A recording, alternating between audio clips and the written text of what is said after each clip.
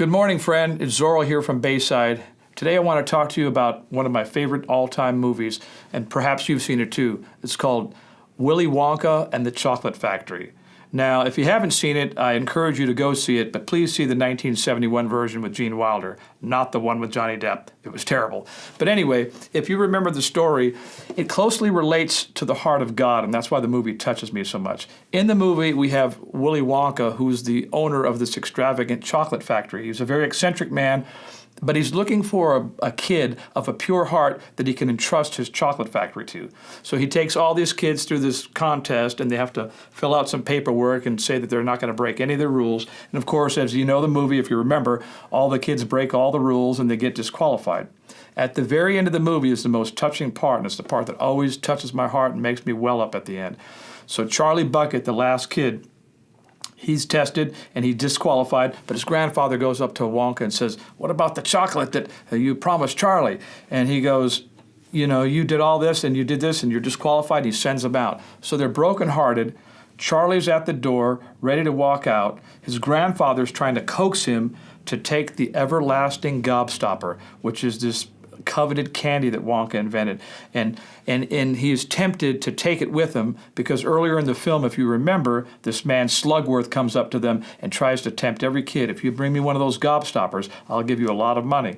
So Charlie's tempted to go out the door. It's one of those pure moments of the heart, right? But he has a change of heart at the last second, and he walks back to Wonka's desk, and he pauses, and he takes something out, which is the gobstopper, and he sets it to his desk, and he goes, "Here, Mr. Wonka." So check out this scene, and you'll see what I'm talking about. Mr. Wonka?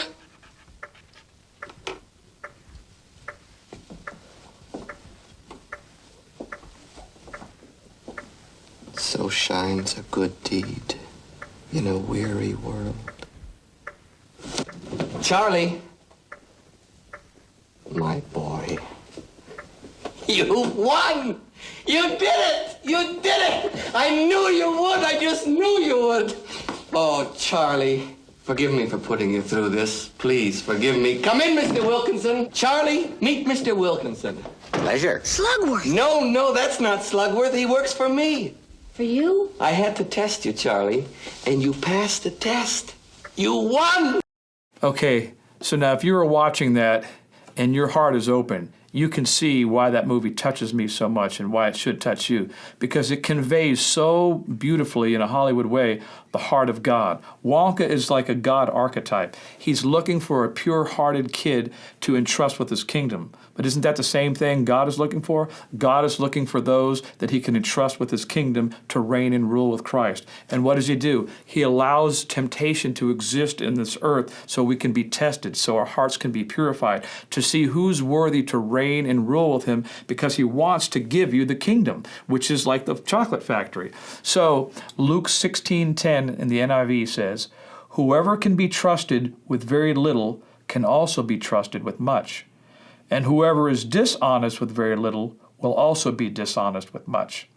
And Jesus said in the Beatitudes in Matthew 5:8, "Blessed are the pure in heart, for they shall see God." So remember, my friends, the key is to keep a pure heart through all the temptations, all the setbacks, all the disappointments, because they're all there. The key is to remain faithful to the very end and guard your heart. And one of my favorite scriptures is Proverbs 4:23, which says, "Above all else, guard your heart, for from it springs forth all of the issues of life." Guard your heart, my friends, and have a great day.